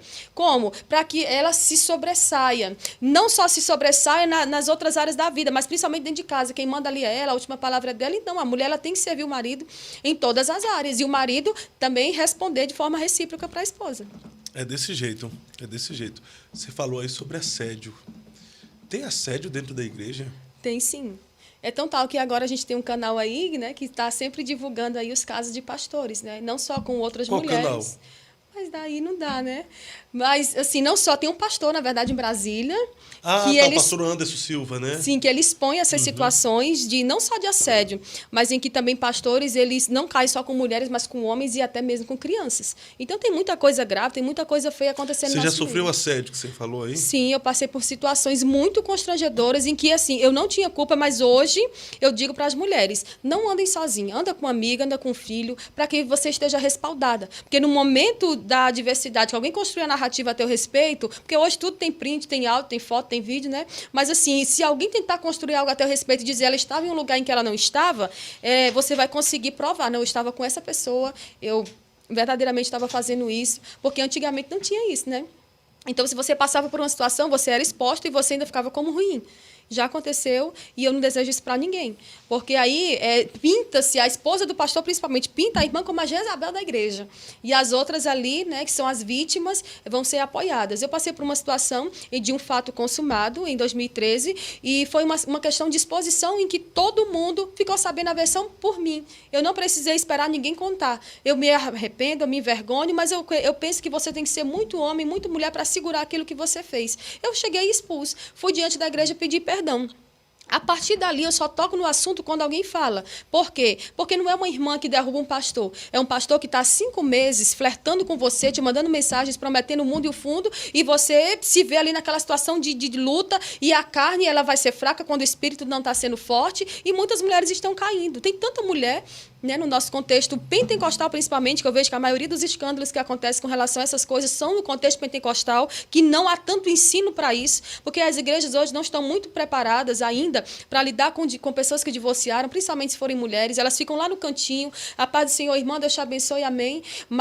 Por exemplo, hoje com crianças autistas, a nossa igreja precisa desenvolver pessoas e preparar pessoas para trabalhar com essas crianças na igreja. E tantas outras áreas que a igreja precisa saber lidar, porque assim, o pastor que cai, ele vai receber ali a honra, quando ele vai ali confessar seu pecado, ele está com a família, porque a esposa perdoou, ele vai estar com vários amigos, e a pessoa que caiu, se ela decidir ficar com Cristo, se ela decidir se reconciliar, ela vai ter que ir na frente sozinha pedir perdão. Ainda existem lugares onde é cobrado isso, essa exposição, né? E eu acredito que a Bíblia vai dizer que quem erra tem que ser repreendido na frente de todos, principalmente se você ocupa uma posição, para que os outros também tenham temor e evite. Mas quanta gente está dentro da igreja, debaixo de um jugo de pecado, porque não tem mais coragem de confessar, porque não pode confiar em ninguém, porque são pastores mal preparados para trabalhar essa questão, para trabalhar essa restauração, porque se a pessoa está ali é porque ela quer uma restauração. O filho pródigo sai, ele não avisa para onde vai, mas a ovelha que se perde, ela fica emitindo sons para que o pastor encontre ela. E tem muita gente assim dentro da igreja, emitindo sinais, pedindo ajuda, clamando, tanto na área do homossexualismo quanto na área do adultério, porque a igreja precisa de pessoas preparadas para trabalhar essa questão familiar. Concordo plenamente com você. E eu acho que ainda hoje as mulheres elas sofrem mais nessa questão de sempre elas serem o lado ruim da história, né? Então elas têm que ser melhor duas vezes para provar e comprovar que o erro não está nela.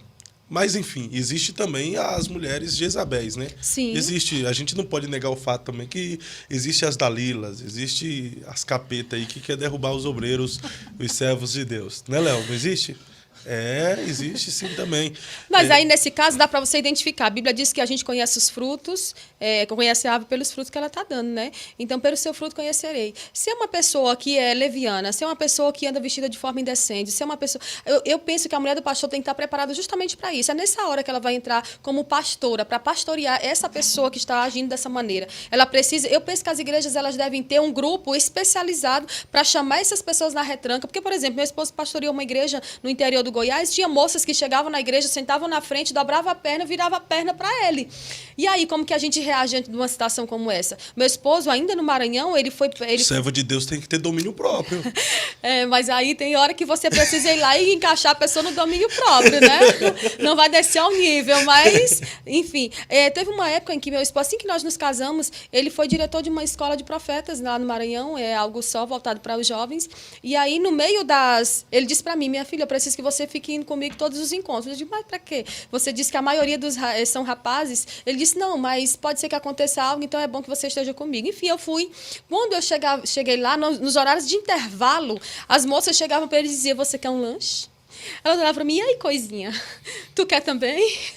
Então, assim, quanta situação eu passei, era com meninas crentes que estavam estudando teologia. Então, assim, se está estudando e chega a esse nível, imagina que não estuda. Mas por que existe isso no contexto de igreja? Não são pessoas que são para dar o exemplo? Mas não são pessoas perfeitas, né? São falhas. Nós somos falhos. Tem a carne, né? Sim. Essa questão de tem natureza. A carne miserável que, se não for colocada no devido lugar, ela vai reinar em algum momento. É verdade, é verdade.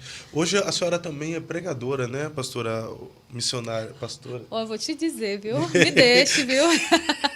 A irmã não gosta de ser chamada de pastora, não? Não, eu fui consagrada missionária em 2019. Porque, assim, no Maranhão, na minha convenção, que é a Comadésima no Maranhão, o pastor... Pastor Raposo? Não, o pastor Cavalcante, o pastor Raul Cavalcante é o vice-presidente da convenção e é o pastor-presidente é Imperatriz.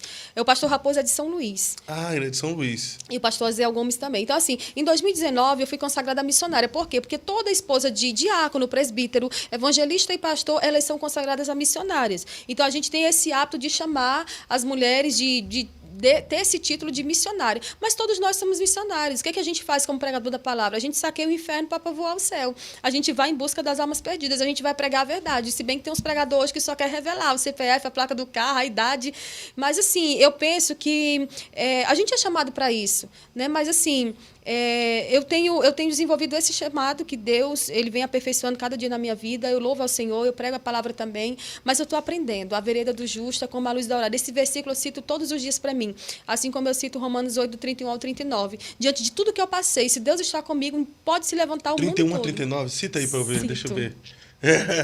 Esse versículo, esse texto, essa perícope, eu citei no dia que eu fui à frente pedir perdão à igreja por ter sido envolvida em um escândalo. Né? Então, assim, lá no Maranhão ainda tem esse hábito, essa cultura, né? De que as pessoas que pecam, que são pessoas assim que estão em evidência, elas precisam ir e se retratar diante da igreja. Eu acho isso válido. Que né, espero que Deus desperte isso nos corações dos pastores, para que todas as pessoas demonstrem verdadeiramente um arrependimento. Porque tem gente que não compra a tua narrativa. Se tu estiver falando a verdade ou mentindo. Ah, não, aquilo ali não está arrependido, não. Eu lembro que na época falaram isso. Não, aquilo ali, oxe, ela foi citar a Bíblia. E eu ia citar o quê? Eu ia me justificar? Não tem como se justificar diante de algumas coisas. Mas eu citei Romanos 8. Paulo vai dizer, que diremos, pois, à vista dessas coisas? Se Deus é por nós, quem será contra nós? Aquele que nem mesmo a seu próprio filho poupou, antes o entregou por todos nós, como nos não dará também com ele todas as coisas? Quem tentará acusação contra os escolhidos de Deus? É Deus quem os justifica. Quem os condenará? Pois é Cristo que morreu, ou antes quem ressuscitou dentre os mortos, o qual está à direita de Deus e também intercede por nós. Quem nos separará do amor de Cristo? A tribulação, a angústia, ou a perseguição, ou a fome, a nudez, ou o perigo, ou a espada? Ele vai dizer, como está escrito, por amor de ti somos entregues à morte todo dia. Fomos reputados como ovelhas para o matadouro. Mas em todas essas coisas somos mais que vencedores por aquele que nos amou. Porque eu estou bem certo de que nem a morte, nem a vida, nem os anjos, nem os principados, nem as potestades, nem o presente, nem o porvir, nem a altura, nem a profundidade, nem alguma outra criatura nos poderá separar do amor de Deus que está em Cristo Jesus, nosso Senhor. O seu Shedd tem uma frase que ele já dorme com o Senhor. Ele diz que triunfo não é ausência de batalhas. Quando os soldados voltavam da guerra vivos, eles voltavam em triunfo. Uns voltavam sem braço, voltavam mancando, voltavam sem o olho, mas voltavam vivos. E ele diz que no grande dia do Senhor, o grande general passará em revista as suas tropas, e nós estaremos lá. Alguns estarão mancando, alguns chegarão se arrastando, mas finalmente nós estaremos lá. Uau, coisa linda. Glorioso isso aí. E nós aguardamos esse dia, né? Sim. Ô, missionária Ruth, que tremendo. Hoje você tem 37 anos. 36, homem. Não aumente minha idade, não, pelo amor de Deus. Antes dos 40, a gente ainda pode dizer quanto tem, né? Acorde. 36 anos, sua história é incrível. Que história de superação, que história extraordinária. Muita coisa vivida, né? Sim. E você superou tudo. Hoje, falar sobre a vida, para algumas pessoas, não é muito fácil. Porque quando ela fala sobre a vida, vem muitas coisas em suas memórias. Sim. E dentre tantas coisas que vêm nas memórias das pessoas, é o sofrimento, as dores, né? Sim. Dentro de suas experiências vividas, derrotas, vitórias, conquistas e batalhas, o que é a vida? A vida é um dom, é uma dádiva que Deus nos concede. Eu sempre, quando ministro para mulheres, ministrei ontem e falei assim que se você está vivo, se você está respirando esse oxigênio, não está sendo pago, se teu coração está batendo, ainda que você tenha algum problema cardíaco, mas teu coração está batendo, mesmo que você tome um remédio, que você seja hipertenso, mas você está vivo, então você tem que aproveitar o dia de hoje, viver o hoje. Não, porque a ansiedade é o excesso de preocupação com relação ao futuro, e eu sou muito ansiosa. Tem coisas assim que eu digo, meu Deus, como é que eu vou dar conta? Por exemplo, estar aqui já desenvolve, já desperta esse gatilho, né, da ansiedade, porque eu já passei com situações muito conflituosas. Eu já fui assim ao fundo do poço, não sei quantas vezes, e voltei. Teve um pastor que na época que aconteceu essa situação comigo, ele disse: você já foi no fundo, você está no fundo do poço, não cabe mais, porque a glória da última casa vai ser maior que a primeira. E eu peguei aquela palavra e eu ando hoje pautada sobre ela. Eu sei que Deus ainda vai fazer grandes coisas através da minha vida. Não é por mim, é apesar de mim. Então eu tenho que aproveitar o hoje, me preparar para que quando o Senhor me leve a lugares mais altos, eu venha fazer jus àquilo que Ele depositou na minha vida, aquilo que Ele derramou sobre a minha vida. Todas as mulheres que têm chamado, todos os grandes nomes que Deus levantou, são pessoas que vêm de situações assim extremas, não só de dificuldades financeiras, mas também de traumas, de situações assim, de exposição que viveram, né? Eu poderia aqui citar várias pessoas. Tem um podcast aí bem famoso, apresentado por uma moça loira, que hoje é cristã, serve ao Senhor. Karina Bach, pronto. Forte Mais é o nome do podcast mais dela. forte. Mais forte, né? Então, assim, eu fico acompanhando ali o que ela fala e, meu Deus, quantas histórias, né? Quantas situações que as pessoas viveram que você nem imagina. Por exemplo, eu vi o podcast dela com a Sara Farias e você não tem noção das dores que aquela mulher passou enquanto ela escrevia. Ela teve uma perda e, assim, a gente vai tendo perdas ao longo da caminhada, né? Umas pessoas perdem numa área, outras perdem em outras, mas aproveite essa dádiva que Deus está te dando de viver hoje. Você não pode parar por aí. Ruth, o que é a vida? A vida é um dom de Deus. Sem uma ser de forma dádiva. filosófica, de forma introspectiva, o que é a vida? A vida é uma dádiva. É o maior presente que eu recebi da parte do Senhor foi a vida que Ele me deu. Então, essa vida que Ele me deu, eu preciso devolver ela para Ele de forma melhorada. Tudo aquilo que Deus nos entrega, precisamos devolver a Ele de forma melhorada. O que recebeu 2 talentos era para Ele multiplicar. O que recebeu 1 também era para multiplicar, mas enterrou. Então, eu vou viver essa vida para a glória de Deus até o fim. Qual é o seu maior sonho? Deixar um legado. Se você pudesse voltar atrás e não fazer algo, o que é que você não faria? E o que você pudesse fazer, o que é que você faria? Eu não desobedeceria meus pais. Porque a desobediência te leva a situações assim que você jamais passaria se você obedecesse. Hoje, quando eu repreendo os meus filhos em algumas áreas, eu sou pai e mãe. Porque eu sou casada, eu casei novamente e tudo, mas o meu esposo disse assim, eu vou ficar com a parte de cuidados, então você fica com a parte da repreensão. E eu não desobedeceria meus pais, porque se eu tivesse ouvido, né? Se eu tivesse atentado para o que principalmente meu pai é o maior exemplo de crente que eu conheço. Meu pai é o maior homem de Deus que eu conheço na terra. Eu só sei que meu pai peca porque todos nós somos pecadores. Mas o meu pai, ele, assim, na simplicidade dele, ele tem deixado esse legado na minha vida. E o meu sonho é viver para a glória de Deus, é deixar um legado e ver os meus filhos sendo uma bênção nas mãos do Senhor. Que maravilha. É isso? É isso, Léo? Falta mais alguma coisa? Missionária Ruth, olhe naquela câmera que está de olho para a senhora, de tudo que foi falado aqui. Deixe uma palavra de reflexão para os nossos telespectadores.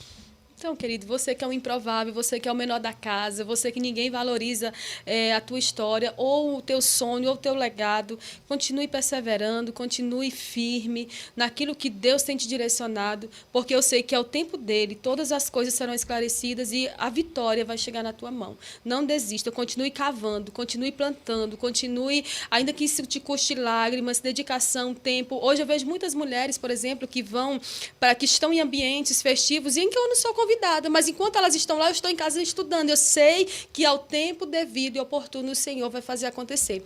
Hoje eu sou professora de teologia, dou aula para mulheres. Hoje eu também eu fechei uma parceria com uma editora e estou publicando esse livro que eu escrevi, que é um livro teológico voltado para as mulheres. Qual que ainda... o nome do título do livro? Já tem?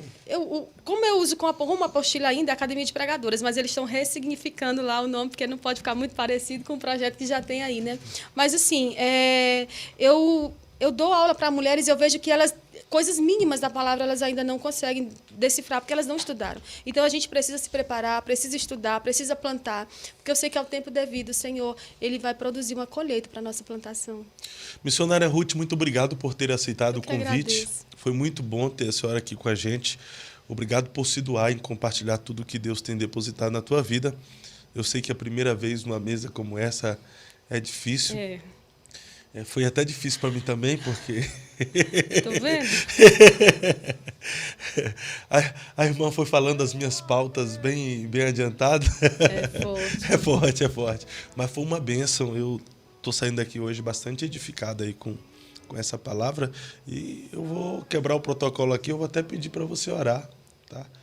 Pedir para você orar, depois de tudo que foi falado aí, abençoar a vida dos nossos telespectadores, tá bom? Amém. Você que está aí na sua casa, que ainda não se decidiu entregar para Cristo, entregar sua vida a Cristo, entregar o controle da tua história para Jesus, ou você está afastado dos caminhos do Senhor, porque a igreja te feriu, porque alguém na igreja te feriu, porque alguém julgou você, porque alguém te rejeitou, porque alguém disse que você não ia dar certo, que isso não ia vingar, que isso não ia prosperar. Eu quero dizer para você hoje, tem jeito para a tua vida, fique firme com Jesus. O homem te frustra, Jesus ele te abraça, te traz para mais perto dele, te faz ser mais parecido com ele. Eu quero orar por você e liberar uma palavra sobre a tua vida de vitória. Pai, eu quero te apresentar a vida de cada um dos teus filhos que estão do outro lado, que recebem essa palavra, Pai, essa palavra de que o Senhor vai levantá-los das cinzas e do pó e cumprir na vida deles as tuas promessas. Pai, eu quero te pedir, ajuda essa pessoa a vencer. Ajuda, Senhor, ele a chegar ao céu. Pai, naquele grande dia em que cruzaremos os portais do esplendor, eu creio que haverá testemunho, Senhor, de alguém que ouviu essa palavra e vai sacudir a poeira e vai caminhar norteado por essa palavra, porque o Senhor tem uma nova história para escrever TV, para este homem, para esta mulher. Pai, em nome de Jesus, qualquer que tenha sido o trauma que ele passou, rejeição, abandono, palavra de maldição, ferramenta do inferno, Pai, que tudo isso seja superado hoje, que ele decida lançar aos pés da tua cruz, meu Pai, e que a vitória chegue nas mãos dele. Pai, abre essa porta e faz ele entrar por ela, porque a porta que o Senhor abre, ninguém pode fechar. E assim nos conduz em vitória até o fim. Abençoa o Fábio, a toda a sua família, em nome de Jesus. É isso aí, gente. Nós vamos nessa. Muito obrigado por sua audiência, por interagir conosco. Fica aqui um abraço ao professor de teologia, Cristian Benigno. Cristian Benigno, abração. Pastor Marco Aurélio também estava comentando aqui, César Carlim e tantas outras pessoas que participaram conosco dessa programação. Sábado, se Deus quiser, estaremos de volta aqui a partir das 14 horas com o pastor Cláudio Gama. Será incrível, será extraordinária e eu aguardo você. Vamos nessa, Léo? Se você não conhece a TV Fusão, procura aí no Instagram, Fusão TV. Se você tem um podcast que está na sua mente, mas você quer colocar em prática, pode vir aqui nessa mesa colocar em prática. Entre em contato com o pessoal aí no Instagram, Fusão TV ou TV Fusão, faça o seu orçamento e tira o projeto do papel. Já está na hora de se tornar uma realidade. Na verdade, você já está atrasado, viu? A onda de podcast é o que mais cresce no Brasil aí. Se você ficar procrastinando, você vai ficar para trás como já está. Então, ainda há tempo, ainda há espaço aqui nesse estúdio e você pode fazer parte da Fusão TV também. Oficial Fogo na Brasa, Fabrício, muito obrigado aí sempre em nos atender com esses comes e bebes, Fabrício, Jana e toda a sua equipe. Vamos nessa, até a próxima, se Deus quiser. Fui escolhido para mudar essa nação. Eu acredito na minha geração.